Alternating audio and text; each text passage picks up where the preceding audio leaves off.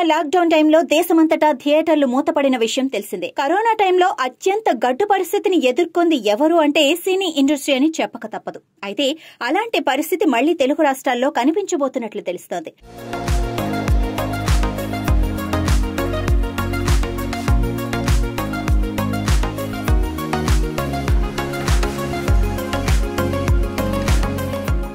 గత కొన్ని నెలలుగా టాలీవుడ్ లో పెద్ద సినిమాలేవీ విడుదల కాలేదన్న విషయం తెలిసిందే.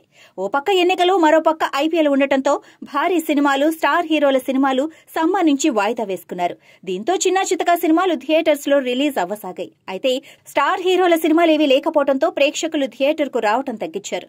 ముఖ్యంగా సింగిల్ స్క్రీన్ థియేటర్లలో ప్రేక్షకులు రాకపోవడంతో థియేటర్స్ భారీ నష్టాలను చవిచూస్తున్నాయి. ముఖ్యంగా సింగిల్ స్క్రీన్ లో చిన్న సినిమాలు వేస్తే థియేటర్ కి ఎవ్వరూ రావట్లే.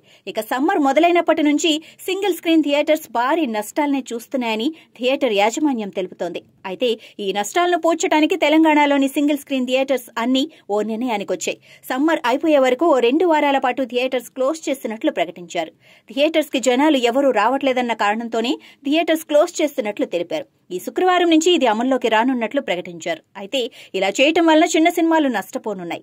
ఈ వారం గెటప్ శ్రీను, రాజు యాదవ్ తో పాటు లవ్ మీ మరిన్ని సినిమాలు విడుదల కానున్నాయి. అయితే ఈ సినిమాలకు థియేటర్స్ క్లోజ్ చేయటం వలన భారీ ఎఫెక్ట్ పడుతుందని సినీ విశ్లేషకులు భావిస్తున్నారు.